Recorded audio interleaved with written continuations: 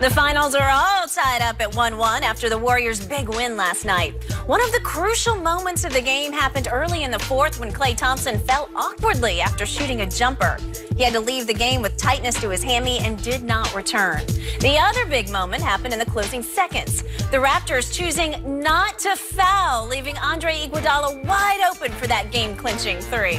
We are joined by Bleacher Report senior reporter and writer Ric Bucher. Rick, my friend. Here we go. Yeah, give us some insight here. What was the biggest takeaway for you from last night's matchup? Well, number one, the biggest takeaway is the high-risk game of chicken that the Warriors are playing with the health of their players. You play DeMarcus Cousins 28 minutes. You play Andre Iguodala with issues with his leg 28 minutes. Couldn't get Klay Thompson out of the game quickly, and now talk about possibly playing Kevin Durant. They are pushing all of their chips to the middle of the table and saying, we're just going to try to we're not going to worry about tomorrow. We're going to try to find a way to get this done now. And we'll see ultimately how that plays out as far as all that is concerned. And by the way, quick update from you on what you're hearing about KD's return, if any. I have heard two different. One, I can tell you this: there are people around him, because as I told you guys last week, there was concern about the severity of the injury. I thought, I see it. I have a hard time seeing him playing in this series. I went back to those people when Chris Haynes had his report, and they said, "We don't think you should play." Wow. It's if he played. Now, they're also saying, "Look, KD's a gamer. He's one of those guys," and we've seen Terrell Owens. We've seen plenty of guys play with injuries that, health-wise, you should not play with because of the moment.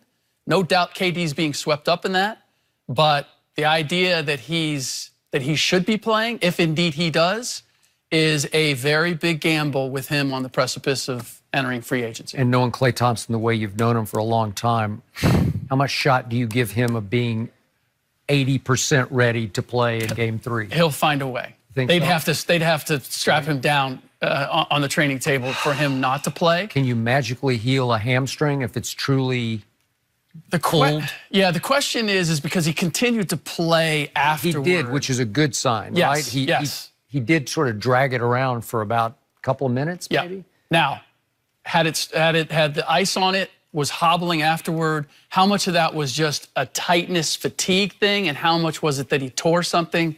We'll find out. I thought the biggest takeaway was the Warriors coming up when they absolutely had to have it.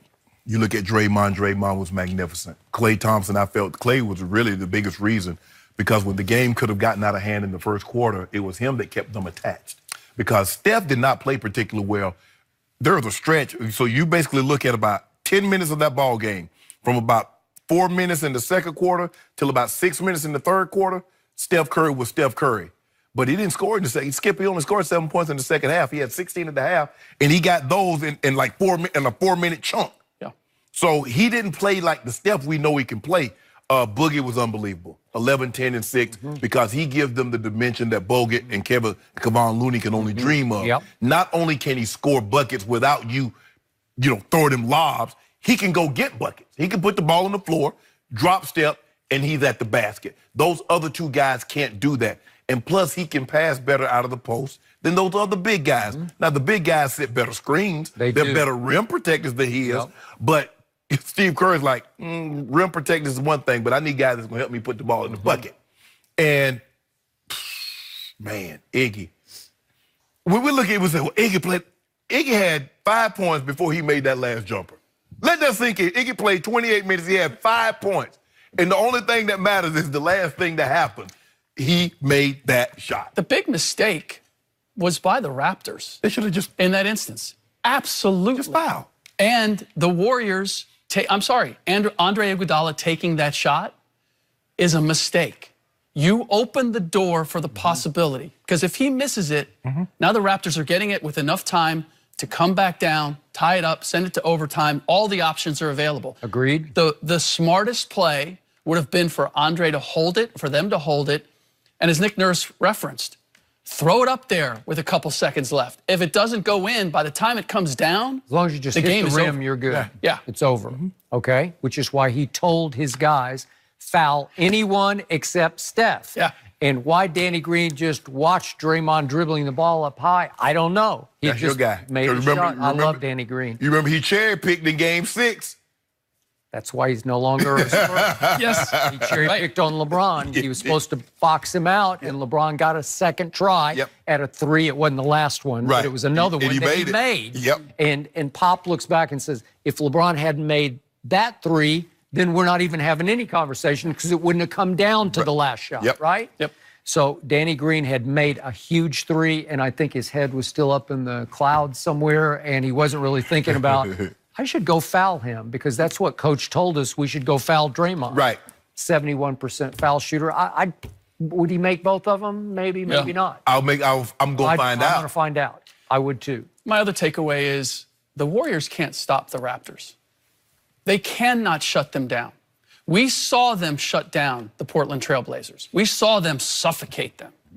The Raptors, yes, they shot 27% from three-point range, some 37, 38% overall.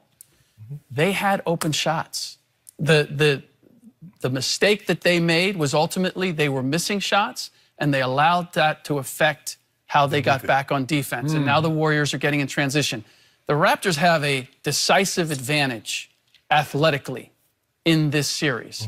Make or miss, Nick said if we're making shots, it doesn't happen. It shouldn't matter. Right. The Warriors should not be beating them in transition. They allowed, I think, the whistle, because they got a tough whistle in the first half, took away their aggression. Look here, I already knew when I saw, I was like, oh, Scott Foster, Ed Malloy, Tony Brother. I said, oh, man, that's in a heap of trouble. Oh, yeah. Oh, I thought I tried trends. Which meant you were in a heap. Yeah, I was in a heap. Right? I was in a heap. That's what you're saying. I'm in a heap of trouble. And also, during that run, if you think about it, okay, shots are not going in. Does anybody want to put the ball on the floor and get to the basket? Yeah. Maybe get a foul? Does anybody want to do that? Well, but they did at the end when they missed 3 or 4 threes. Yeah. But then they did it individually. Right. Each guy took it upon himself.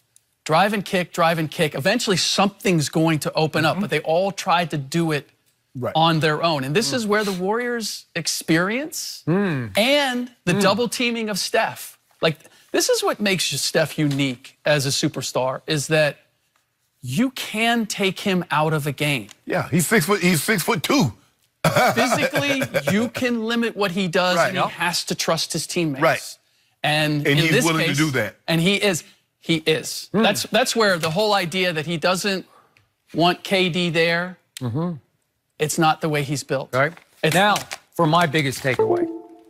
The Golden State Warriors survived and won that game last night while going from the 5:39 mark of the fourth quarter down to the 7-second mark without scoring a single point, not a free throw or a field goal or certainly a 3.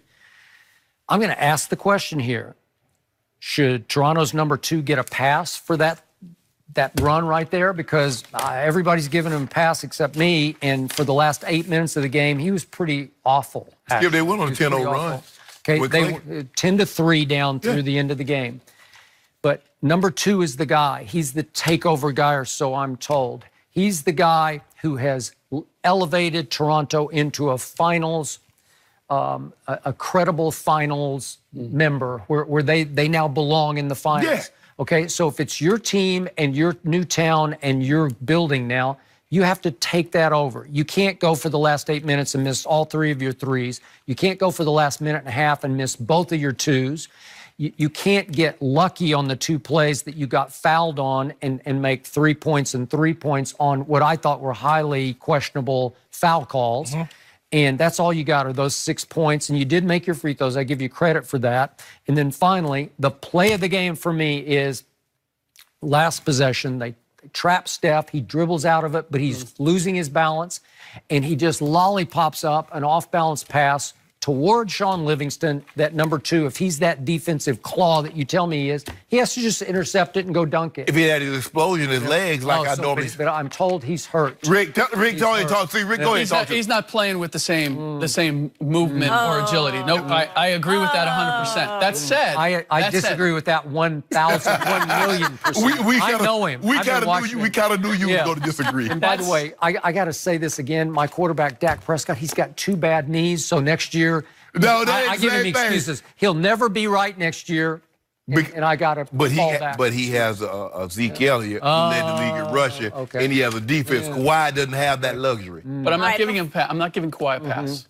You just got to make some shots. He's your go-to guy at the end. You need a bucket. He's got to get it. You got to make a play or a basket. Yep, agreed. Because if you make one big play or basket, we're having a different conversation. If they're up 2-0, now it brings Durant into play, and we're having a whole different conversation. It's amazing. Yeah. So speaking of Kawhi, Skip, could he actually stay in Toronto? That's a good question. It's a great question, and we want to get some more pearls of wisdom from Ric Bucher. 23. We'll have more on that. That was 23. He'd have brought that home last night. Which 23?